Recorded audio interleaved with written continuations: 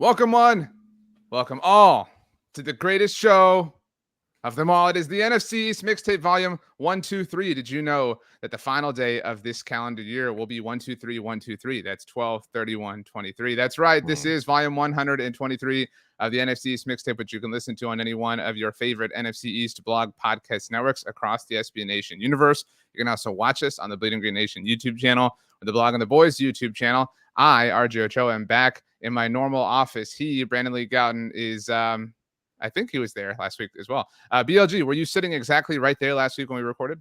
Sitting exactly where we are. I'm going to crack open a beer here, RJ. That can opening was not as satisfying as I wanted it to be. Really? Yeah. What is it? It's not. So BGN Radio is a sponsored beer. Let me guess. It's an IPA. You're an IPA guy. I can totally see that.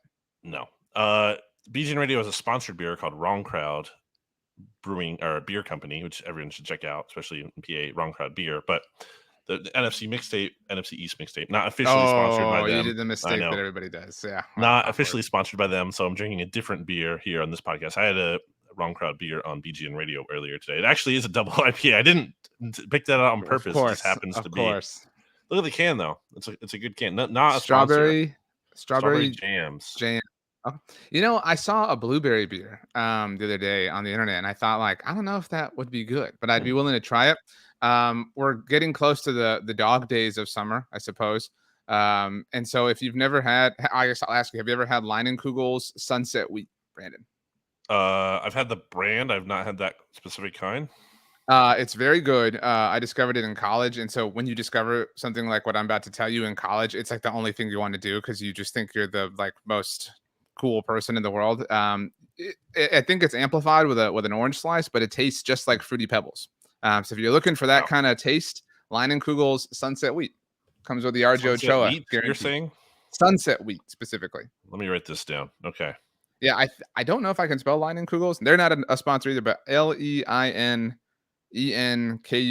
I know. Yeah, I know enough to know. Yeah. Okay. So Leinenkugel's Sunset Wheat. I promise you, tastes like Fruity Pebbles. Okay. It is we normally record at 12-ish Central, Eastern, whatever, on Tuesdays. It is Tuesday, August 8th, but if y'all are wondering, like, holy crap, BLG's on his second beer of the day. It's 3 o'clock Central, it's 4 o'clock Eastern, so he's had a full work day. In case anybody has any questions or qualms or concerns. We have a lot to get to. Today it is the first full week of the preseason. We're recording this, Brandon, on the day that Hard Knocks premieres, so it is fully, absolutely football season once again. Very, very fun. Lots of Eagles takeaways to get to, of course. Cowboys, I'm back from Cowboys camp. There have been some joint practices with the New York Giants that have not gone well for a few of them that we'll obviously get to. And man alive, this is maybe the most excited I've ever been to talk about the Washington Commanders based on what happened earlier today for you and I. But we, of course, start with the reigning division champions, and that is the Eagles of Philadelphia. Jalen Hurts, through what I saw described as a horrible throw that was picked off by Reed Blankenship on Tuesday afternoon. Can you explain how Jalen Hurts is clearly going to collapse as an NFL quarterback in 2020? Yeah, he just rolled out to his right and kind of just surprisingly underthrew Quez Watkins. It was weird. Jalen Hurts usually doesn't really have issue with arm strength, I would say. Kind of just a weird play, but Reed was the throw on the move, or had he stopped? He was on the move. Well, I'm pretty sure he had rolled out right at some point. I don't know if he was rolling still as he was throwing, but he did roll out right. Anyway, to not address your BS question, Jalen Hurts voted the third best player in the NFL by his peers. Chris Jones said something to the effect of that was the best performance in a Super Bowl by a quarterback that he's ever seen. Chris Jones, notably teammates with Patrick Mahomes. Yeah, I mean, that's also funny because Carson Wentz, who was in the news recently, as you know, was also number 3 after the 2017 season. So that was that was 5 years ago, exactly, right? That was the 2018 list. I don't think Jalen Hurts is going to be Carson Wentz and follow that trajectory, but it does speak to the point we've talked about before of like, you have to stack the good years, like, because there's quarterbacks who can have a good season and things go weird after that, and you would never expect it, and I'm not expecting that, but that's the thing, you don't expect it. So I feel good about Jalen Hurts. I think he's at a good camp overall. Still been kind of cool after a hot start, but the big news really in Philly, RJ, if we want to look at team's different concerns. I guess I didn't have so much a concern for the Giants, although Can we I might be guess able it? to get. Because I do think this is valuable because this is like this is Mhm, what other people view the team's concerns to be, and you can tell us whether that's accurate or mhm, not accurate. I think the concern right now, if you have to pick one, is the depth at linebacker. N'Kobe right. Dean, I saw your tweet on Tuesday. What is he? Mhm. I'm not being facetious. He's missed 4 practices in a row, something like Missed that. 4 out of 8 team drills. So he started the Gotcha. day, but he couldn't participate in team drills. So he's missed basically half of training camp in terms of team drills Hmm. to this point, and that's especially significant for like it's one thing. So James Bradbury missed some time as well. He's actually back now, but like James Bradbury is 30 years old. He's an established player. Yeah, He has a doesn't new need like these. contract. Yeah, it's not the same He thing, doesn't need right? these reps at cornerback. Jacoby Dean is going from backup to starter, year 1 to year 2. Also, not only like playing more, but is the signal caller of the defense. He's the green dot, so he's getting the defense lined up. That feels like a position where you would especially like to get as many reps as you can for the sake of even just like communicating with your teammates and everything, and the cerebral part of the game. So it's not like press the panic button, the season's over, but it's certainly not ideal. And also, I think before he got hurt, he didn't look bad, but he didn't look great. So that's not ideal. The Eagles signed Miles Jack and Zach Cunningham. I don't think it's like, wow, these guys are great and they're going to be stars at the position. It's more of a, okay, we're not great at this spot, admittedly so, but we're going to throw more options at the wall to see if something sticks here. And it's not like, again, the Eagles are looking for a playmaker, game changer at this position, as they're just looking for competency. And I mean, it says a lot about the Eagles roster that you can single out a position like this and it's underwhelming, but they're trying to do things to address it, but they're pretty strong elsewhere. Yeah, I don't know which insider it was. It might have been Ian Rappaport or Mike Garafolo, one of their tweets about the news. And it was something to the effect like, I'm paraphrasing, but it was like, well, this doesn't mean that N'Kobe Dean sucks. Like it was very clearly like a message Mhm. from and I'm not like bagging on the Eagles for that, but like it was very clearly like a positive spin, from the insider in question.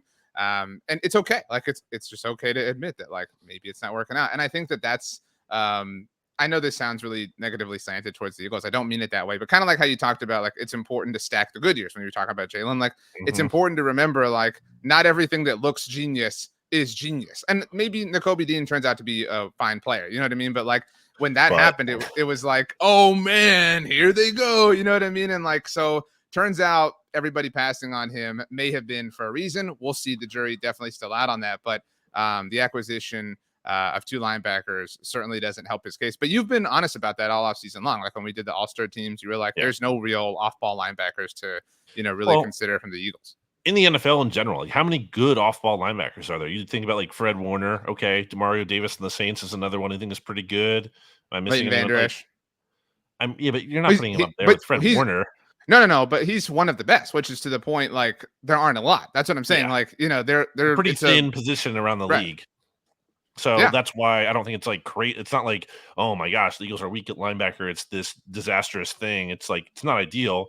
But the fact that you're able to bring in more guys like this, Miles Jack and Zach Cunningham, look, they haven't been amazing in recent years, but they're credible starters. They're like actual legitimate NFL players who that real if you have to people. play them, yeah, who might at the very least give you like some kind of replacement level play as opposed to being like total liabilities or just getting crushed and you can't even actually like realistically play them snaps without being totally embarrassed. So, it's fine. It's what Harry Roseman does. He continues to tweak the roster throughout training camp, and that's kind of just how it goes for him.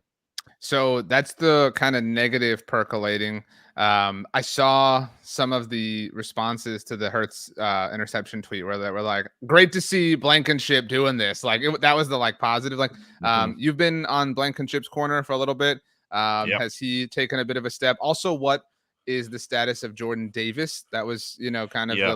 the big old deal. Like, have we really kind of seen everything coalesce along the defensive line? I think Jordan Davis, I'm not ready to say he's making this huge jump from year 1 to year 2, but I think he was on a positive trajectory last season before he got hurt. The injury came at a really bad time for him because the Eagles were only using him exclusively in 5-man fronts early in the 2022 season. And against the Steelers, they finally were using him in 4-man fronts for the first time. It's like, yes, we're seeing Jordan Davis in this new role. And then he gets hurt, hurts his ankle. And it's like, No, this is bad timing. And then after that, I don't think he was like fully healthy when he came back. And then he was competing for snaps with Ndamukong Suh and Linval Joseph at that point. So it seemed like he was on a good trajectory and things went haywire there. I think he's been okay in camp. I don't think he's been like dominant. The Eagles need more out of him in year 2. We lose Javon Hargrave. So and Jalen Carter. What? Just the status. I was just following up. Oh, yeah. I mean, Carter is also, I think, a guy who I'm more interested to see in the preseason games. I think, I don't know if that's a guy who, like, goes all out in practice and signs in that setting as much as someone like Nolan Smith does. And also defensive tackle. I just think it's a position maybe where you get a better sense of that when they're actually playing the games and you can actually tackle and whatnot. So, on the whole, Eagles training camp has been relatively uneventful, which I think I talked about last week. That's like a thing you want. You don't want to be having a lot of dramatic storylines and team drama and whatnot. They've been pretty boring in a good way. Yeah, it's not good for podcasting though, because now we're talking about it. And it's not really exciting or fun. My last question, you mentioned Nolan Smith. I read that he got work at off-ball linebacker, which again kind of speaks to like, we're willing to try everything. So again, not like sound the alarms on Nakobe Dean, but like that is a legitimate cause for concern as evidenced by basically everything else that the team is doing. What is this? I read that Nolan Smith was worked at off-ball linebacker at one point. Oh, well, I mean, not to the point where he spent the whole practice there. Like they put him there for some snaps. And I think that's fair to experiment with because he's so athletic. One thing I noticed about Nolan Smith today that it's not like shocking, but like really stood out in practice today when I was there. He's hard to block. And I guess maybe you can relate to that with Micah Parsons at some level where and like Von Miller, these undersized pass rushers, like one of the things they have going for them is they're not massive and they don't have that size and that can work against them in some respects. But when the offensive tackles like can't get their hands on them because there's not a lot of space there to like put the hands on them, that can work to their advantage. And Nolan Smith's crazy athletic. I'm really interested to see what role he plays this year. He's going to be rotating, so it's not like he's a starter or anything, but I think he's going to be a very interesting player to see how they deploy him. Will they put him at off-ball linebacker at times? I mean, they could have him rush from there. It's not even like he has to drop and do traditional things. So intriguing for sure. Yeah, that's all I've got. The Eagles visit the Ravens on Saturday at 7 p.m. Eastern. That is a nationally televised game. It's on NFL Network. How many NFL Plus commercials have you seen? None. You haven't seen a commercial? Like that's everywhere I look. Like every like ad on the internet is for NFL Plus. No. So I mean, maybe. Okay. I mean, I just am totally. You're making the podcasting difficult today. Jeez. I'm trying to have some fun. You're over here like, what's happening in the conversation? Not a lot of juice. Not a lot of juice to Eagles training camp. Well, wow. Sounds like they're only winning 3 games this year. You heard it from Brandon Lee. That is not what I said. Any other Eagles takeaways before we move on? I mean, I think part of what makes camp boring for this team is that the good players are looking good. So it's like AJ Brown, Devontae Smith, Dallas Goedert, Jalen Hurts. They've all looked good. So it's an offensive line looks good. DeAndre Swift is doing good things. Rashad Penny running well. But none of that is surprising. So that's kind of not the most like. How do you write? Wow, I think AJ Brown's gonna have a good year. Like, okay, yeah, duh. Like, and so everyone's expecting. I think it's going as expected, which is a good thing for them. Okay, very chalk for the Philadelphia Eagles so far. Okay, the Dallas Cowboys also play on Saturday. It is a 4 p.m. Central kick. It's a home game for them, but then they're headed back to Oxnard. Eagles, Ravens. I totally forgot. The Ravens have that preseason winning streak, right? Yeah. Yeah, it's like 17 in a row or something. Yeah, I don't know exactly what it is. It's like a crazy. I'll look that up. Hang on, let me look it up. Okay, you look it up. Yeah. Can the Eagles? That's a huge storyline. Can the Eagles and the Ravens? I mean, does that matter at all? Obviously not. But would it like kind of be fun to be the team that does it? Sure. Like that's as far as like meaning goes in the preseason, which is pretty meaningless. Do you want to be the team that defeats the team that doesn't lose in the preseason? Sure, why not? Okay, so it is 23 games that they have won in a row. They last lost a preseason game on September 3rd, 2015. Oh my gosh, so that's crazy! Holy crap! That's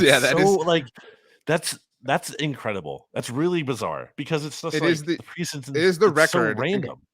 in case anybody knows, I mean they've held that record for a long time now, because the previous record was the Packers from 1959 through 1962, who held it at 19 games. The second longest active streak, by the way, belongs to the Buffalo Bills. They have won 9 consecutive preseason games. If you're curious, the Ravens are 20-3 against the spread in that span as well. That's so they haven't that's really good. That's really strong. I know. And if you care about that particular element, this is according to Fox Sports, so their sportsbook. They are 6-point favorites. The Ravens are on Saturday. So maybe yeah, I'll bulletin put, like, board material on the Ravens for the fun of either I win or the Eagles were the team that knocked them off finally. The most recent win, so the final preseason game last year for the Ravens was against the Commanders. So, one NFC East team couldn't do it. Okay. The Cowboys will play the Jacksonville Jaguars and Dougie P on Saturday afternoon. It's at 4:00. Like I was saying, it's a rare thing. It's a home game for the Cowboys. They normally play their first preseason game on the West Coast because they're out in Oxnard, but they're heading back. And then they'll head back to California. They're kind of treating it like a road game. Then heading back to California. A Metallica concert or sequence of concerts has complicated matters at AT&T Stadium next week. Is it one? Sure, that's a great one. Yeah, there we go. Hey, I know a little about everything. You know what I mean? Like that's kind of my. That is definitely true.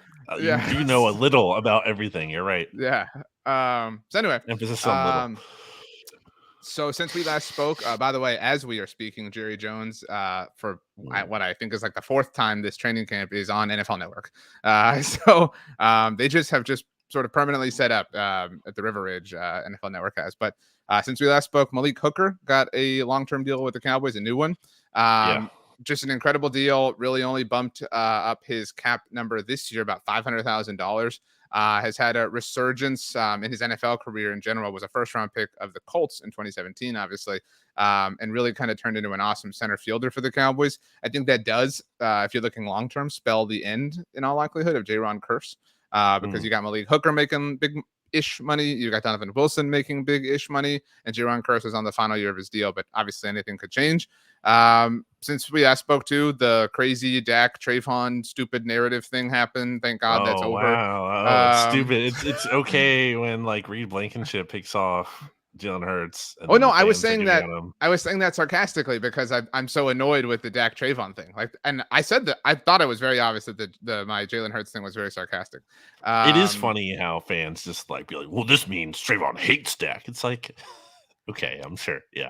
It's really dumb. Actually, we're recording this the day that LaShawn McCoy was out at Cowboys camp. So I'm sure there will be something to come of that. But did say the Cowboys are looking good. Said top 3 team in the league in terms of talent.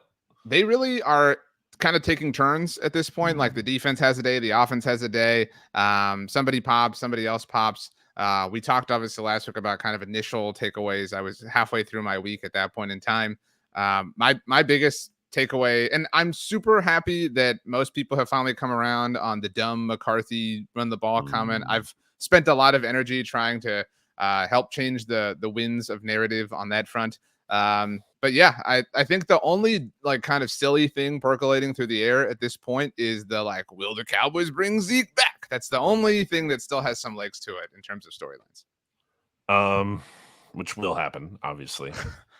You were the first person I ever heard like put that out into the ether. So I fully believe it. It's not even a bit. Like I fully believe that's going to happen until I see something otherwise. Remember all that time ago when he was aiming to sign with the team?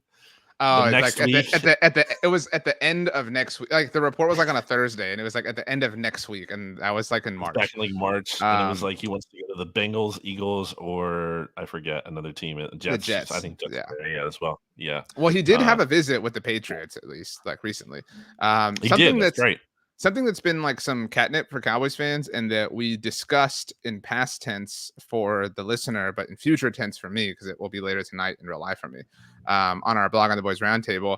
The Cowboys have been using Leighton Vander Esch at edge, which is unique. Like kind of talking about the Nolan Smith playing, like I think that there is opposite. The opposite. Nolan that's Smith. What I'm saying. Like there is this category of like positionless football now on defense. Like we see all these like safety linebacker hybrids. Now they're like really like positionless linebackers, like, you know, that like who, like you mentioned it a minute ago, like who is your true classic off ball only linebacker in the NFL? I mean, because even Fred Warner, who you mentioned, like rushes the passer a lot.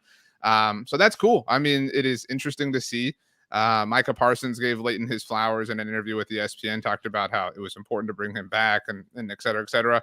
The defense is kind of, the vibes are good. I mean, like, make the jokes you want, like, oh yeah, Cowboys going to the Super Bowl this year. I've heard that before, but like the vibes are very, very, very good with everybody involved. No real injuries. I was asked. So actually, let me find the tweet here because it was important. If you can buy me a second here, Brandon, please.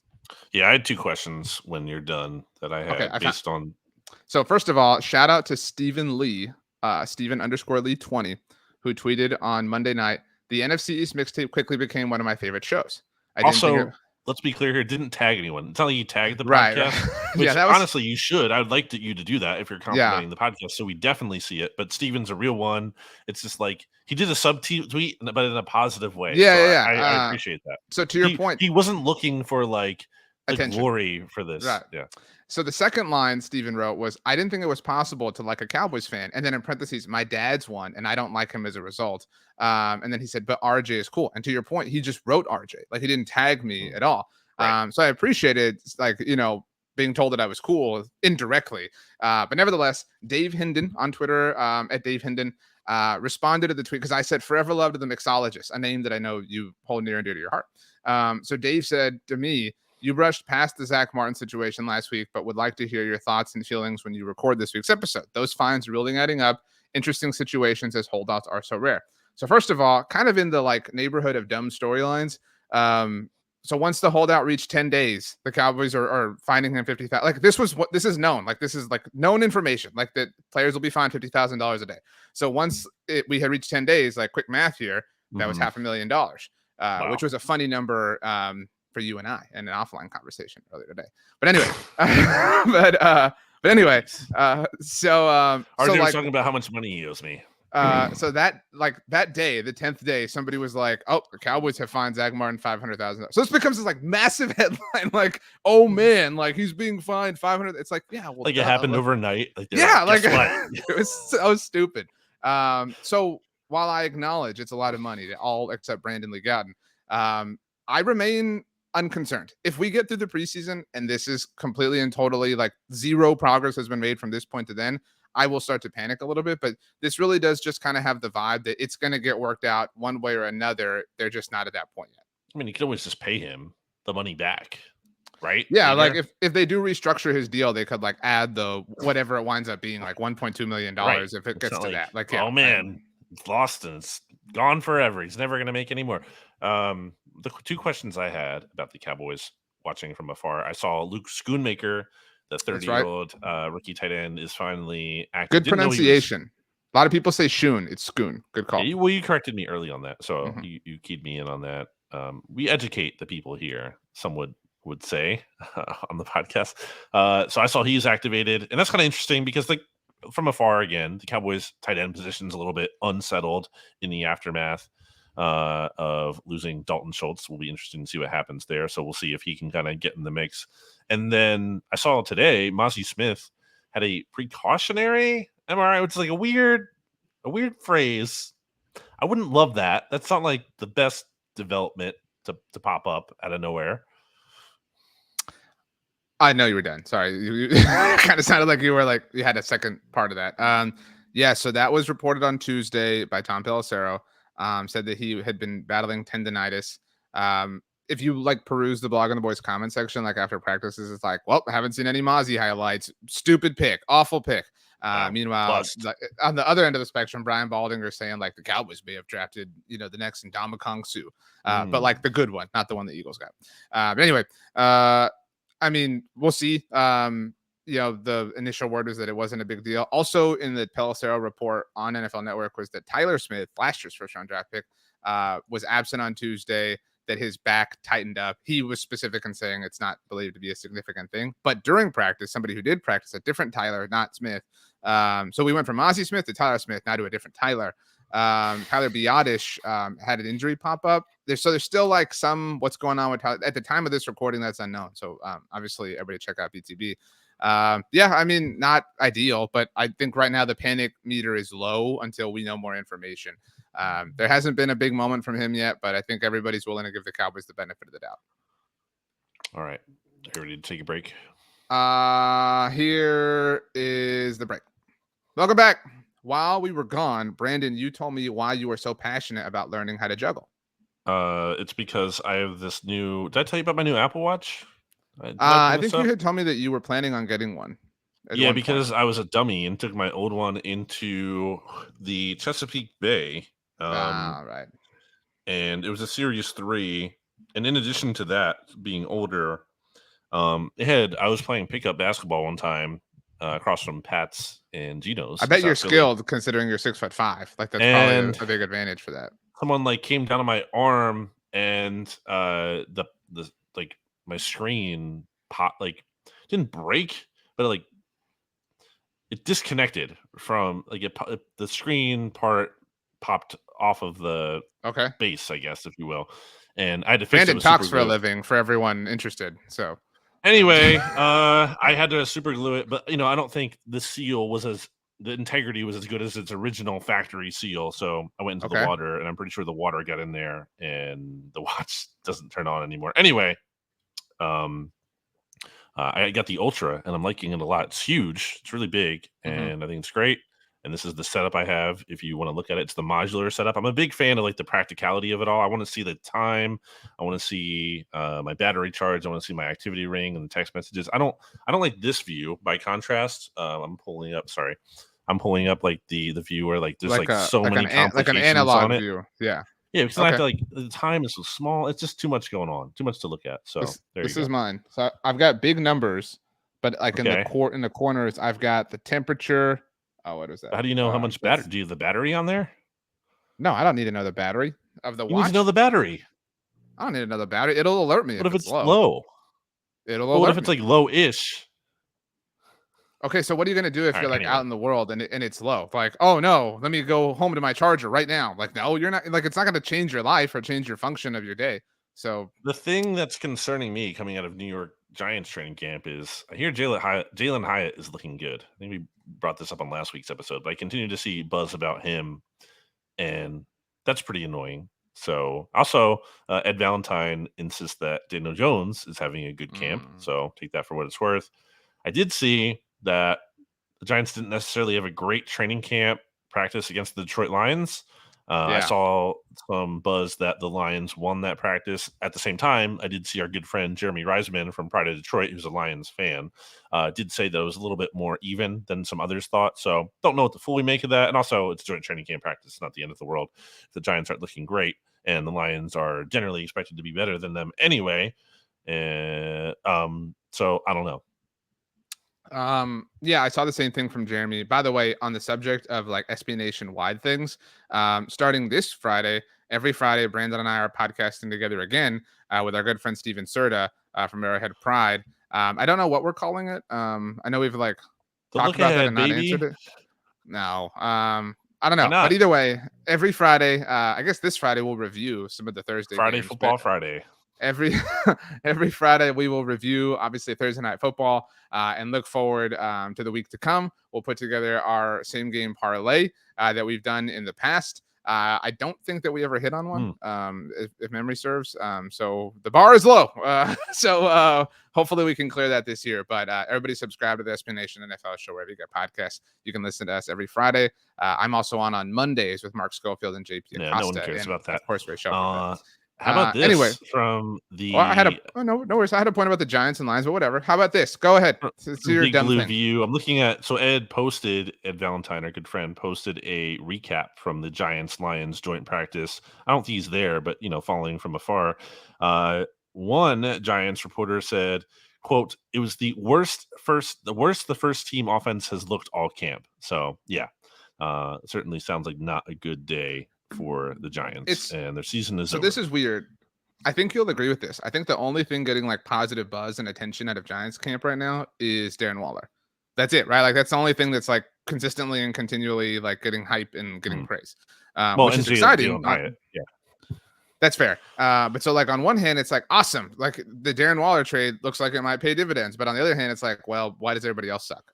It's still early. No need to panic. But I do think this is my like kind of big takeaway.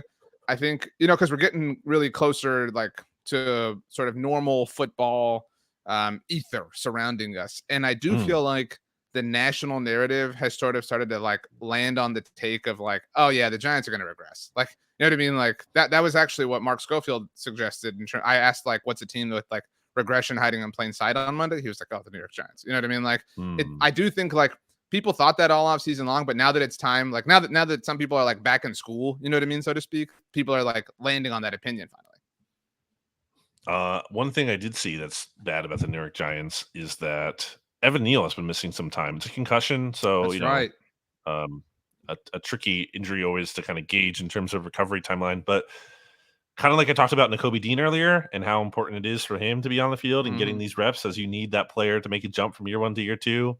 Talked a lot about Evan Neal here on the podcast previously. I mean, maybe it's just a blip on the radar. He misses some practices. He comes back. He's fine. But for him to be missing key time here, and a very vital player, I think, even more so than Nakobe Dean is to the Eagles' success this year. Evan Neal is a huge kind of X factor for the Giants, because if their offensive line continues to be an issue, well, that's probably dooming the team's ceiling. So that's one to monitor for them. We've said this many times, but first 6 weeks of the season for the Giants: Cowboys, at the Cardinals, at the 49ers, Seahawks, in Miami, at Buffalo. Has anything changed? Has anything changed your mind to make you think like, oh, they might win one more of those games than I thought? Well, what is like the optimistic scenario? You know what I mean? Like, obviously, okay, best case scenario is they go 6-0, but that's not happening. So like, what? So like, how do you forgetting realistically? These are the teams. Again, forgetting locations: Cowboys, Cardinals, Arizona, Niners. Yeah, that one's easy. So then maybe the Niners Cowboys aren't good. Let's give the Giants a win there. Maybe the Niners don't turn out to be good. Maybe there's some slow like start there. Maybe Seattle stinks. Yeah, maybe Seattle's a question. You know what I mean? Like maybe the Geno thing is falling apart. That's a month in. They win maybe 3. Maybe Miami, Tua has a bad. I mean, you know what I mean? Like, but but I don't think you can say all of those things. Like, I'm saying, if you're gonna give them the benefit of the doubt, like maybe one of those two things happens between Miami. Like, I don't think Miami and Seattle and the 49ers are all bad. You can't say all that. Maybe one of those or two of those teams doesn't look good. But that's what, like 2-3 wins there. I think they're fortunate to be 3-3. I think we agree on that. Like 3-3 would be like a really nice outcome for them. They'd be like, yeah, well, if you could tell Giants fans they're gonna be 3-3 in that stretch, I think everyone's signing up for that. Okay, let's move finally to the Washington Commanders. I think it's really the only thing we need to talk about. So we've mentioned Nikki Jabvala. She's awesome. Maybe the best person who covers the Commanders. She does so for the Washington Post. Get her on the podcast.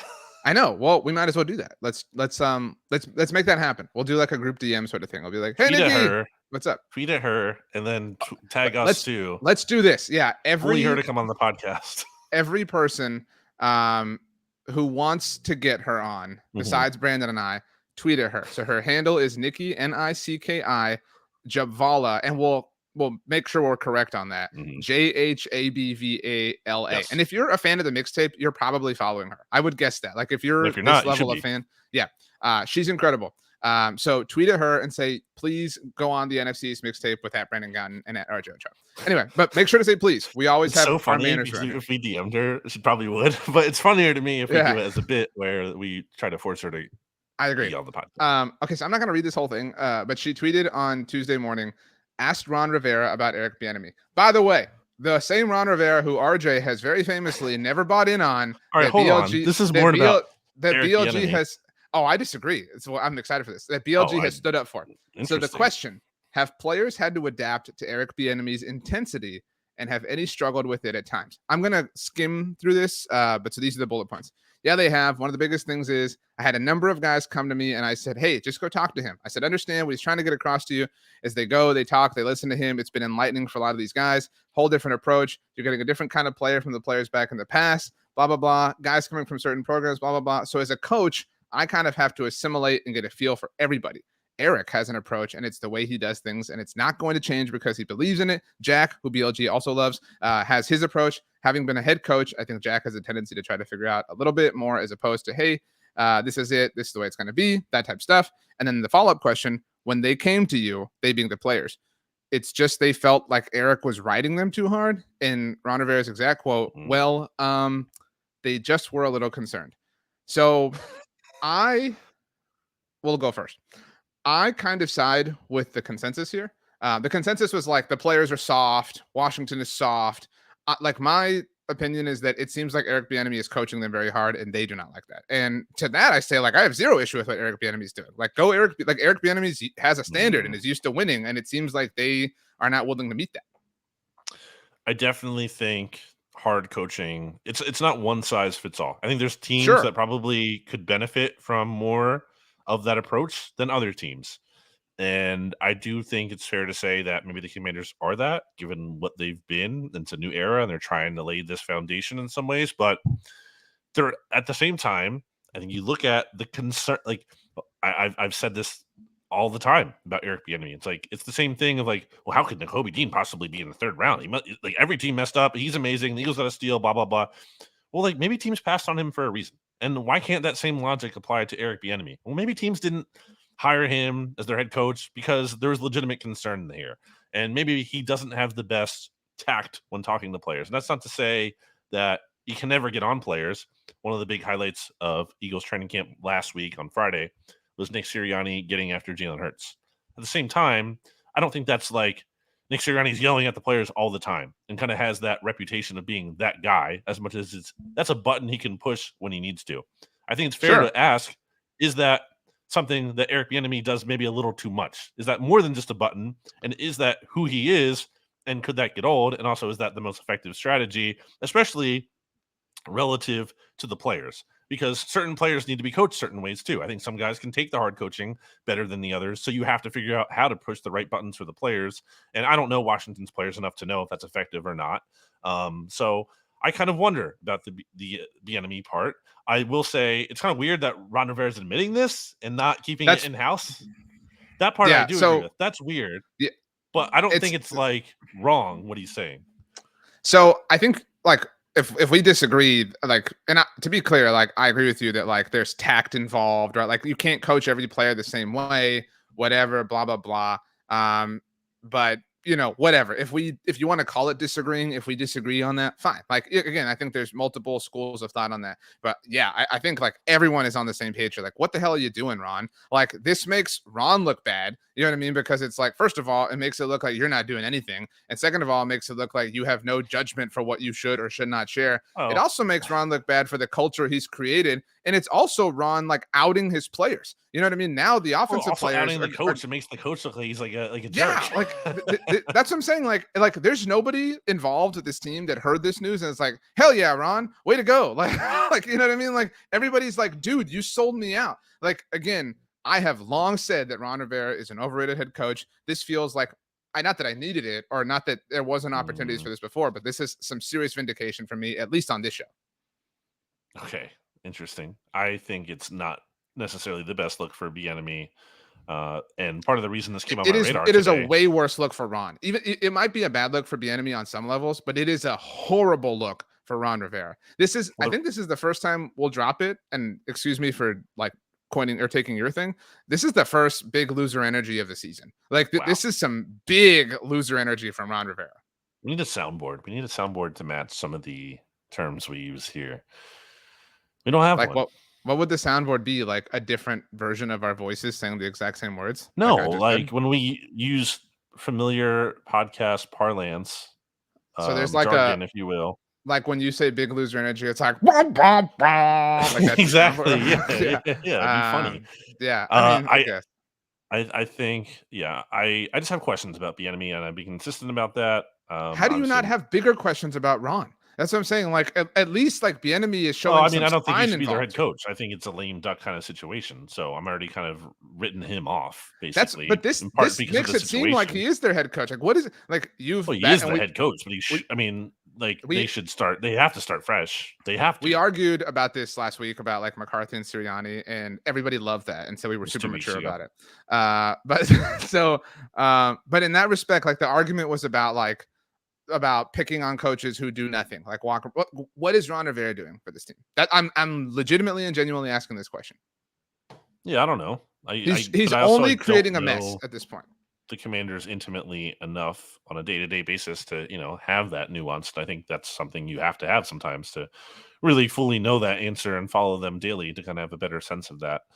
I think that what I was saying was that part of the reason this is on my radar is because LaShawn McCoy tweeted about it. And LaShawn McCoy was someone who came out, who played for Eric Bieniemy with the Chiefs and came out strongly against him. And some players, have disagreed with that assessment. I think there's been, I don't know if it's the most credible buzz. There's been rumors over the years that Bieniemy and Mahomes had, they're kind of weren't always seeing eye to eye in some regard. So this isn't like coming out of nowhere. It's not just like a total non-issue that's being made up. How much it matters, I think, is up to your interpretation. And honestly, it's not the biggest issue that the Commanders have going on. The biggest issue is like, do they have a quarterback who can play? I saw today that Sam Howell was looking good in, practice, but like, what does that mean? Is he? I mean, what do you mean? What does it mean? You said he was the most underrated player in the. Oh, I'm saying like, is he really like what is good? Like, is he? And he also, is it one good day? Is he looking great every day? Is the Commanders' defense bad? Like, what's going on here? I mean, it's nice to see if you're a Commanders fan, but is there any quarterback who like isn't looking good? And yeah, there probably are some. Maybe Kyle Trask, Baker Mayfield down in Tampa. It sounds like they're not looking good. But how many quarterbacks in training camps are like being panned right now is looking really bad? My takeaway from Washington this week, I feel better about Eric Bieniemy than I did before today. No. So that's fine. How do you, loyal listener, feel? Are you more team Bieniemy or are you less team Bieniemy? You can tweet that at Nikki if you would like as well. But you should no, at least tweet. well, this was her report, like her quote that like sparked the don't whole. Do like, that national unless conversation. you already tweet the tweet. Yeah. If you're gonna tweet it, it has to be your second tweet. So agree with that. Okay. So quickly, just because we brought this up and I mentioned the timing of it all, while we've been recording, it was reported that Tyler Biadasz has a right ankle injury that is not considered to be serious. So not a big deal for the Cowboys, thankfully. I know you were super pumped to hear that. Should we get to our song choices for this week? Well, I had a quick final thought to get to. God. I was thinking about this. I went to Taco Bell on Sunday. Did you get Mexican pizza? No tomatoes. That's the way to rock. I got the new grilled cheese dipping taco. I think it's really good. I would give it an 8.8 out of 10. I stand by it. Now, in fairness, I will say I went to a Taco Bell that I think is like the best Taco Bell I've been to in the past. Like this stuff is always like tastes good, it's fresh, it's wrapped really well. Like they do a good job there at that Taco Bell preparing it. And I've had other Taco Bells that I went to that don't always do as good on the quality. So this may have been elevating it, to be fair, but I thought that was a really nice experience. And I talked about that more in the latest or 2 BTN radio episodes ago, I guess. But I will say the thing that hit me as I was eating the other thing that they brought back, it's a burrito and there's those red strips in it. They have those red tortilla strips like in the taco sometimes, the crunchy ones. I'm like, no, we're doing this wrong. Those don't have flavor. They're just texture, but there's no flavor with that chip. What we need to do is get Taco Bell to team up with Takis Bell, if you will, some kind of pun there. And I think that's a killer combo. If you could make a hard shell that is maybe like Taki flavored or you have a Taco Bell taco or burrito, whatever, with Takis inside. They've done this. They've done it with the Doritos. I mean, like, it's basically what you're describing. No. Takis is a different level. And I know it is. I'm just saying it's the concept's been, they haven't done the Taki inside of the burrito, and I think they need to do that. So I'm going to interrupt you because according to the Associated Press, Chase Young says he is, quote, finally feeling like himself again. So watch out. On a food related note, my pellet grill is finally up and running. I got to use it over the weekend and holy crap, it's delightful. So okay, are we ready for songs? Yeah. Rachel, always punctual, sent us hers bright and early on Tuesday morning. She said her song choice is Good Life by Kanye and T-Pain. So an excellent song. Great job, Rachel. Do you want to go first? Do you want me to go first? What do you want to do? Yeah, it's a good album. You can go first. I love how eclectic our playlist is overall. I think that speaks to the personalities of all three of us. So we don't have anyone listening to this. Is anyone like listening to this all the way through? I think so. We don't have this artist yet. I think we need it. We need a presence. We need some Kesha. Wow. So I'm gonna go with the song "We Are Who We Are" by Kesha. Okay. I think that's the official name. I'm making sure. Well, I mean, that would be an important detail to have for Well, the playlist. We Shout out to our friend here, by the way, who does the Spotify. So RJ manages the Apple Music side of this, but we have a friend, a loyal listener, and a friend, I should say, who does the Spotify side of things. Big shout out to them for maintaining that weekly as just a loyal listener. It is We Are Who We Are, the letter R, by the way. So if you wanted to call it like We Are Jay Who We Are Jay, it's up to you. Jimmy has this kitten that he took in. It's kind of like a rescue. Jimmy Kemsky from BGN Radio. And its name is RJ. It's not after you. It's after his brother-in-law, who's named Ron, and they named it Ron Jr. But he says RJ every time, and it gives me nightmares. Anyway, my song, incredibly niche, could not be more niche. Maybe it's called "Vital Vessels," and that's not Vessels. It's Vessals for some reason. "Vital Vessels Vindicate." It is the last song on the Deer Hunter. That's the name of the band. That is DEAR, not DEER. The Deer Hunter, this big concept album, last song on the album. This is canonically, in my opinion, the last song that should be on the NFC East Mixtape playlist. It is the final song. There's something about the lyrics in that song I like. There's a part at the end where it goes, through all of this, I felt just the same. The flame is gone, the fire remains. And then it ends. Okay. Well, they've all been added. Now it's the earliest I've ever updated the playlist. Do you know how long we've been doing this? What do you mean? How long we've been adding these? The songs. Like, I don't know, like a month and a half ago or so. 2 months ago. Almost 3. So there are 33 songs between you, me, and Rachel, which would be 11 weeks worth. 11 weeks. But there are 35 songs as a whole. Do you know who the other 2 came from? I mean, Kiss. I don't know. Did we ever add? I don't know if you added Kiss in there. Kiss had the first. He was the first. First outsider. We'll call him that. And then Jimmy. Yeah, Jimmy. Of the aforementioned RJ fame. And we'll get Nikki's when she comes on the podcast. That's the same. Nikki could be the third. So that would be cool. Okay. We really should get some little behind the curtain talk here in front of the show. We really should get a check-in from Ed and Nikki, because we need to get an inside, boots on the ground look at some of these other training camps. I mean, I don't know if you listened to the last 47 minutes, but that's literally what we just planned on doing. So, I mean, you're like, oh, we should do the thing that we already said we should do. So great job by you, Brandon. You're really... No, but Ed is under. I can't wait to hear what song Ed adds, by the way, when he eventually returns. I feel he's gonna be like, no. No, I think he's gonna He's gonna no like music. play. He doesn't listen to music. No, he's gonna be like, well, you might as well, New York, something like that. Like I was gonna say Frank Sinatra. Yeah. That's a good song though. So I would allow that. That song has one of the more, I hate it because it's associated with the Yankees, but I like the beginning is so awesome. Like it's one of the most recognizable beginnings to a song ever. You know what I'm saying? Love They're like, bum, bum, bum. Wow, what a bold take. With my friend Jess when we went to New York. You are super unique, Brandon, in that you think Frank Sinatra is great. He's great. Last thing I'll say, and then we can get a last thought from you.